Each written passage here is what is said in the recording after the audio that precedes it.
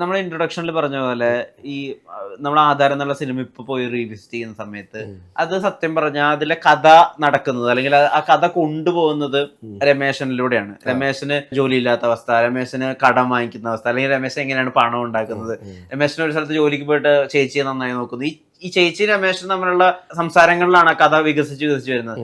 ആധാരം അവസാനിക്കുന്നത് രമേശന്റെ അമ്മയുടെയും മുഖം കാണിച്ചുകൊണ്ടാണ്. ആ ക്ലോസപ്പ് ഷോട്ടിലാണ് ആധാരം അവിടെ എൻഡ് ചെയ്യുന്നത്. അല്ലെങ്കിൽ രമേശൻ ധൈര്യം കാണിക്കുന്ന സമയത്താണ് അവിടെ മുരളിയുടെ ക്യാരക്ടറിന് പോലും ധൈര്യം കിട്ടുന്നത്. അത് എനിക്ക് ഒരു 5-ാമത്തെയോ 6-ാമത്തെയോ സിനിമയാണ്. എന്റെ അനന്തര മുദ്ര, വേനൽക്കിനാവുകൾ, ആധാരം, 4-ാമത്തെ പടം. ഓപ്പോസിറ്റ് മുരളി സാറിന്റെ കൂടെയാണ് ഏറ്റവും അധികം കോമ്പിനേഷൻ ഉള്ളത്. അത് അന്ന് കാലത്ത് ആലോചിക്കുമ്പോൾ ഒരു ടെൻഷൻ ഉണ്ടായിരുന്നു. ഇതാണല്ലോ ഞാൻ ചെയ്യാൻ പോകുന്നതെന്ന് ആലോചിച്ചിട്ട് എങ്ങനെയായിരിക്കും ഇത് സ്ക്രീനിൽ വരിക, ഈ ലെജൻസിന്റെ കൂടെയാണ് ഞാൻ പെർഫോം ചെയ്യുന്നത്. അതെ, ടെൻഷൻ ഉണ്ടായിരുന്നു. അത് 2-3 കാര്യങ്ങളുണ്ട്. മുരളി സാറിന്റെ മാത്രമല്ല, സിബി മലയിൽ, ലോഹിതദാസ്, എല്ലാ ലെജൻസും കൂടെ ഒരുമിച്ചാ വരുന്നത്. അതാലോചിക്കണം. അതിന് മുമ്പ് ഞാൻ ലെജൻഡിനോട് വർക്ക് ചെയ്തിട്ടുണ്ട്. വേനൽക്കിനാവുകൾ, MT സാറ്, അടൂർ സാറ് ഒക്കെ ചെയ്തിട്ടുണ്ട്. പക്ഷെ ആധാരൊക്കെ എത്തിയപ്പോഴാണ് കുറച്ചും കൂടെ കാര്യങ്ങൾ അറിഞ്ഞു തുടങ്ങിയത്. പ്രായപൂർത്തിയാവെന്നൊക്കെ പറയില്ലേ. മറ്റേത് അടൂർ സാറിന്റെ പടത്തിൽ അഭിനയിക്കുമ്പോൾ എനിക്ക് അദ്ദേഹത്തിന്റെ ഒരു ഗ്രേറ്റ്നെസ് എനിക്ക് അത്ര അറിഞ്ഞുകൂടാ. ആൾക്കാർ പറയുന്നത് വലിപ്പം മനസ്സിലായില്ല. എന്റെ അച്ഛനൊക്കെ അറിയാം, പക്ഷെ എനിക്ക് അത്രത്തോളം അറിയൊന്നുമില്ല. അടൂർ സാറിന്റെ പടങ്ങൾ ഈ പറഞ്ഞ പോലെ നമ്മൾ അങ്ങനെ കാണാറില്ലല്ലോ. അതിന് മുമ്പ് ഇറങ്ങി മുഖാമുഖം, അല്ലെങ്കിൽ ഇപ്പത്തെ പടം കൊടിയേറ്റം, അതൊക്കെ പിന്നീട് ഞാൻ കണ്ടിട്ടുണ്ട്. ആ സമയത്ത് അധികം കണ്ടിട്ടില്ല. അപ്പൊ അതുകൊണ്ട് അദ്ദേഹത്തെ കുറിച്ച് എനിക്ക് അങ്ങനെ ആ സമയത്ത് അറിയില്ലായിരുന്നു. പിന്നെ വേനൽക്കിനാവുടെ സമയത്ത് വന്നപ്പോൾ എൻ്റെ കൂടെ 3-4 നമ്മൾ ഫ്രണ്ട്സ് ഉണ്ടായിരുന്നു. കൃഷ്ണപ്രസാദ്, യദുകൃഷ്ണൻ, സുധീഷ് ശങ്കർ. അപ്പം ഞങ്ങൾ ഭയങ്കര കമ്പനി ടീമായിരുന്നു. അപ്പം അതുകൊണ്ടും അവരുടെ എന്താ പറയുക ഈ ഗ്രേറ്റ് ആൾക്കാരുടെ മുമ്പിൽ നമുക്ക് ഒന്ന് ഫ്രീ ആയിട്ട് ചെയ്യാൻ പറ്റും. ഇവരൊക്കെ ഉള്ളതുകൊണ്ട് എപ്പോഴും ഹാപ്പി ആയിരുന്നു. ഇവിടെ ഞാൻ ഒറ്റപ്പെട്ടു പോയി.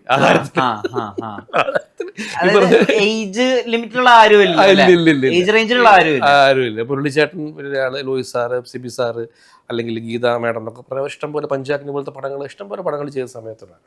സുകുമാരി ചേച്ചി, അവരോടൊക്കെ ആദ്യമായിട്ടാണ് അങ്ങനെ ഒരു പെർഫോമൻസ്. ഇതെല്ലാം ചെയ്യുമ്പോഴും മനസ്സിന് ഭയങ്കരമായ സന്തോഷമാണ്. പക്ഷെ എന്നാലും ടെൻഷനായിരുന്നു.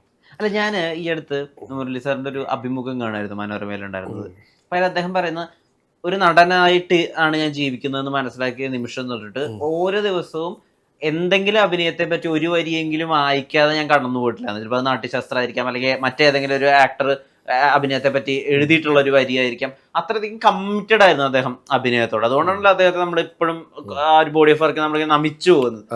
അദ്ദേഹത്തിന്റെ കൂടെയാണ് ഒരു സിനിമ ത്രൂ ഔട്ട് നായകനെ പോലെ തന്നെ നിന്ന് പെർഫോം ചെയ്യുന്നത്. എനിക്ക് എന്താ വെച്ചാൽ ആധാരം, ലോഹിത് സാറൊക്കെ എല്ലാവരും പറയാറുണ്ട് കുറച്ച് സീനുകളൊക്കെ എഴുതുള്ളൂ, ബാക്കി അവിടെ വന്നിട്ട് എഴുതുകയാണെന്നുള്ള പരിപാടി പറയാറുണ്ട്.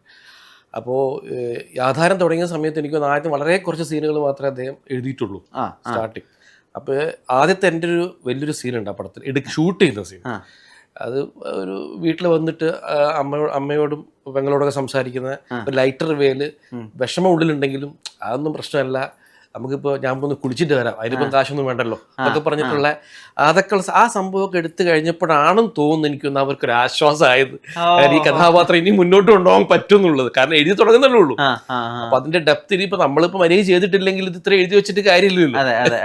കാരണം ഞാൻ താരതമ്യേന പുതിയ ആളാണ്, അങ്ങനെ ഒരു ക്യാരക്ടർ പുതുതായിട്ട് ചെയ്യാണ്. എനിക്ക് തോന്നുന്നു ആദ്യം അവർ വേറെ ആരൊക്കെ ആലോചിച്ചിരുന്നുണ്ട്, വിളിച്ചിട്ടുണ്ടോ എനിക്ക് അറിഞ്ഞൂടാ. പക്ഷെ ഒരു ഫ്രഷ് ഫേസ് ചെയ്യാന്നുള്ള ചിലപ്പോൾ താല്പര്യത്തോടുകൂടി ആയിരിക്കും എന്നെ ഇതിലേക്ക് വിളിച്ചിട്ടുണ്ടാവുക. കിത്തോട്ടൻ, ജോർജ് കിത്തോ സംവിധായകൻ. അപ്പൊ അത് അങ്ങനെ തുടങ്ങി. പിന്നീട് അങ്ങ് ഹാപ്പി ആയിട്ടാണെന്ന് തോന്നുന്നു. പിന്നീട് ആ കഥാപാത്രം അങ്ങ് ഡെവലപ്പായി വന്നെന്ന് എനിക്ക് തോന്നുന്നു. പിന്നെ ലോഹിത് സാറ് ഷൂട്ടിങ്ങിന് 2 ദിവസം മുമ്പ് കഥ പറയാൻ വേണ്ടി എന്നെ ഷൊർണൂർ ഗസ്റ്റ് ഹൗസിലേക്ക് വിളിപ്പിച്ചിരുന്നു. ഞാൻ ടെൻഷനായിട്ടാണ് പോകുന്നത്. കാരണം ഒന്നാമത് ഇദ്ദേഹത്തിന്റെ ഇതും രൂപം, താടിയൊക്കെ വെച്ചിട്ട് മനുഷ്യന് വലിയൊരാളാണെന്നൊക്കെ അറിയാം. ഷൊർണൂർ ഗസ്റ്റ് ഹൗസ് വലിയ റൂമാണ്. അപ്പം അതിലൊരു പുള്ളിയുടെ സ്ഥിരം ഒരു ചാരുകസേര ഉണ്ട് അവിടെ പുള്ളി ഇങ്ങനെ ഇരിക്കുകയാണ്. അപ്പം കുറച്ച് വിട്ടിട്ടാണ് അവിടെ ബെഡോ സോഫ എന്തോ ഉള്ളത്. അപ്പം ഞാനവിടെ പോയി ഇങ്ങനെ ഇരുന്നു. സുധീഷേ, കഥ പറയാൻ വേണ്ടിയിട്ട് വിളിപ്പിച്ചതാണ്, കേൾക്കാൻ വേണ്ടിയിട്ടുള്ള ഇതിൻ്റെ സംഭവത്തിന് ആധാരത്തിൽ ഇതിൽ രമേശ് എന്ന് പറഞ്ഞ കഥാപാത്രം ചെയ്യുന്നത്. അതിൽ എനിക്കൊരു സംഭവം മനസ്സിലായില്ല എന്നുള്ള, മനസ്സിലായില്ല എന്ന് പറയാൻ പറ്റില്ലല്ലോ. മാക്സിമം ഞാൻ പിടിച്ചു നോക്കി കേൾക്കാൻ വേണ്ടിട്ട്. പതുക്കെ പറയുന്നത് അത് നമ്മൾ പിടിക്കണം, സാധനം ക്യാച്ച് ചെയ്യണം. അത് ഇച്ചിരി ബുദ്ധിമുട്ടായിരുന്നു എനിക്ക്. അവിടെ ഇവിടെയൊക്കെ കുറച്ച് മനസ്സിലായെന്നല്ലാതെ പൂർണ്ണമായിട്ട് കിട്ടിയിട്ടില്ല. പിന്നെ സീൻ തുടങ്ങിയ സമയത്ത് ഇങ്ങനെ ഓരോ സീൻ എടുക്കുമ്പോഴേ അറിഞ്ഞറിഞ്ഞ് പോയതാണ്. പക്ഷെ ഈ അറിവില്ലായ്മ ഒന്നും നമുക്ക് മനസ്സിലാവില്ല. അല്ല, അറിഞ്ഞിട്ടും ഞാനെന്ത് ചെയ്യാനാ? അറിഞ്ഞാൽ എനിക്ക് ചെയ്യാനൊന്നും പറ്റൂല. അത് അവിടെ അവര് പറയുന്ന പോലെ ചെയ്യാനേ പറ്റുള്ളൂ. അന്ന് ഈ മുരളി സാറൊക്കെ ആയിട്ടുള്ള ഇന്ററാക്ഷൻസ് ഉണ്ടായിരുന്നോ? ഏതെങ്കിലും വിധത്തിൽ അഭിനയത്തെ പറ്റിയിട്ടോ അല്ലെങ്കിൽ പ്രിപ്പറേഷൻ പറ്റിയിട്ടോ അങ്ങനെ സംസാരിക്കാനുള്ള സമയങ്ങളൊക്കെ ഉണ്ടാവുമായിരുന്നോ? മുരളിച്ചേട്ടൻ നമ്മളില്ലാത്ത സീൻസിലും മുരളിച്ചേട്ടൻ അവിടെ വരാറുണ്ടായിരുന്നു. ഒരു ഇൻവോൾവ്മെന്റ് മുരളിച്ചേട്ടൻ ഫുൾ ആ പടത്തിൽ ഭയങ്കര ഇൻവോൾവ് ആയിരുന്നു. കാരണം ഇങ്ങനെ മുരളിച്ചേട്ടൻ ആദ്യമായിട്ടാണ് ഹീറോ ചെയ്ത പരിപാടി ചെയ്യുന്നത്. അതിൽ തന്നെ സ്റ്റേറ്റ് അവാർഡും കിട്ടി. അതെ അതെ അതെ.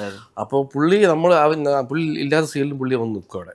അപ്പം അത് ചെറിയ പേടിയുണ്ടാവും എനിക്ക്. ഇങ്ങനെ നിൽക്കല്ലേ, ക്യാമറേൻ്റെ അപ്പുറത്ത് മോണിറ്റർ ഒന്നും ഇല്ലല്ലോ, മറ്റേ ഇതാണല്ലോ ക്യാമറയുടെ സൈഡിൽ ഇങ്ങനെ ജോർജ് ഗീത്തും ഉണ്ടാവും, പിന്നെ ലോയിസ് സാറും ഉണ്ടാവും, മൂന്ന് പേരുണ്ടാവും. അപ്പം ഞാനിങ്ങനെ കഴിഞ്ഞ ഉടനെ ഞാൻ പതുക്കെ മുരളിച്ചേട്ടൻ മുഖത്തേക്ക് പോയി അഭിനയിച്ച് കഴിഞ്ഞ ഉടനെ എന്താ റെസ്പോൺസ് അറിയാൻ വേണ്ടിയിട്ട് മുരളിച്ചേട്ടൻ നോക്കി ഇങ്ങനെ കൊള്ളാം എന്നുള്ള ഒരു സാധനം ഇതല്ലേ. അപ്പം സമാധാനമായി, കൊള്ളാമെന്നുള്ള സാധനം. ഇങ്ങനെ സാധനം പുള്ളി.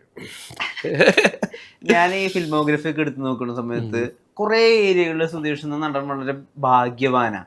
കാരണം മലയാളി എന്നും ഓർത്തിരിക്കുന്ന ഒരു 3 ഐക്കോണിക് സീൻ സുധീഷിന്റെ പേരിലാണ്. അതായത് ക്യാമറ നടി ചാടുമ്പോൾ ക്യാമറയും കൂടെ ചാടട്ടെ, ഈ കുട്ടിക്ക് തെറ്റിച്ചിരിക്കുകയാണ് ഉണ്ണി എന്ന് പറഞ്ഞിട്ട് മറ്റാരെയൊക്കെയാണ് കണ്ടിട്ടുള്ളത്, നന്ദനം, പിന്നെ ഒബ്വിയസ്ലി അറിയാലോ കിണ്ടി, മണിച്ചിരത്താഴ്. ഇത് 3 മലയാളി എവിടെയെങ്കിലും ഇപ്പൊ ഒരു മലയാളം സിനിമ എന്ന് പറയുമ്പോ അതിന് 3 തട്ടുകളിൽ മലയാളി ഇത് പറഞ്ഞിരിക്കും. അവിടെയൊക്കെ ഈ സീനുകളിൽ സുധീഷ് ഏട്ടൻ വരിക അല്ലെങ്കിൽ അവിടെ പെർഫോമർ ആയിട്ട് അവിടെ ഉണ്ടാവുക എന്ന് പറയുന്നത് വലിയൊരു ഭാഗ്യമായിട്ട് ഞാൻ മനസ്സിലാക്കിയിട്ടുള്ളത്. സുധീഷ് ഏട്ടൻ ഇതിന്റെ ഒരു റെട്രോസ്പെക്റ്റീവ് എന്നുള്ള രീതിയിൽ ആലോചിക്കുമ്പോൾ എന്താ തോന്നാറ്? പ്രത്യേകിച്ച് ഈ 3 സീനുകളും വെച്ചാൽ ഒരെണ്ണം സെറ്റയറിന്റെ അറ്റം, ഒരെണ്ണം മലയാള സിനിമേനെ ലോകത്ത് കൊണ്ട് പ്രദർശിച്ചിട്ടുള്ള മണിച്ചിരത്താഴ്, അപ്പുറത്ത് മറ്റേ സീൻ. അപ്പൊ ഈ 3 സീനുകളിലും സാന്നിധ്യം ഉണ്ട്, അല്ലെങ്കിൽ ഇതൊരു അച്ചീവ്മെന്റ് ആയിട്ട് ഇപ്പൊ അവാർഡുകളൊക്കെ ഉണ്ടെങ്കിൽ പോലും ഈ 3 സീനുകളിൽ ഒരു അച്ചീവ്മെന്റ് ആയിട്ട് തന്നെയാണോ മനസ്സിലാക്കുന്നത്? തീർച്ചയായിട്ടും. കാരണം ഇത് ഏത് കാലത്തും നിങ്ങൾ പറഞ്ഞ പോലെ അറിയാലോ. ഇപ്പൊ സ്റ്റാർട്ട് ആക്ഷൻ കട്ടെന്ന് പറഞ്ഞാൽ ഇത് ഓർമ്മ വരും എല്ലാവർക്കും. എന്താ ശ്യാമള ആ സീനാ ഓർമ്മ വരുന്നത്, സ്റ്റാർട്ട് ആക്ഷൻ കട്ടെന്ന് പറയുമ്പോൾ. പിന്നെ നന്ദനത്തിലെ സംഭവം അതൊന്നും ഞാൻ അറിഞ്ഞിരുന്നില്ല, ഇങ്ങനെ ഇത്രത്തോളം അറിയില്ലായിരുന്നു.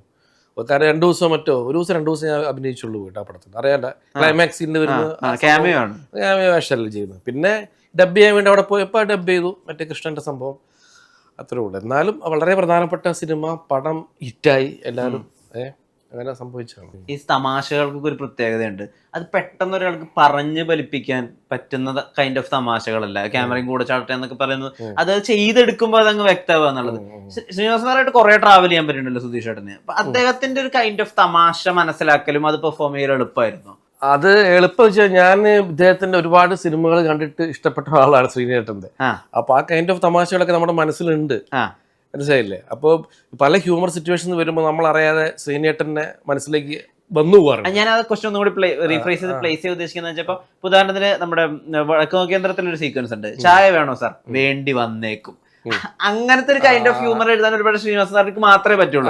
ഇത് അണ്ടർസ്റ്റാൻഡ് ചെയ്ത് പെർഫോം ചെയ്യാന്നുള്ള ഒരു ഏരിയ ഉണ്ടല്ലോ, അവിടെയാണ് സുധീഷ് ഏട്ടൻ എങ്ങനെയായിരുന്നു ആ ഇന്ററാക്ഷൻ എന്ന് എനിക്ക് മനസ്സിലാക്കേണ്ടത്. അല്ല, ഞാൻ പറഞ്ഞല്ലേ, ഇപ്പൊ അദ്ദേഹത്തിന്റെ ഒരു ടൈപ്പ് ഓഫ് ഹ്യൂമർ നമ്മൾ ഈ പറഞ്ഞ സിനിമകൾ കണ്ടിട്ട് തന്നെ അറിയാം, മനസ്സിലുണ്ട്. അപ്പൊ നമ്മൾ പല ഹ്യൂമർ കാര്യങ്ങളും കൈകാര്യം ചെയ്യുമ്പോൾ ചില നടന്മാർക്ക് നമ്മുടെ മനസ്സിലേക്ക് കയറി വരും. അതിലൊരാളാണ് ശ്രീനേട്ടൻ.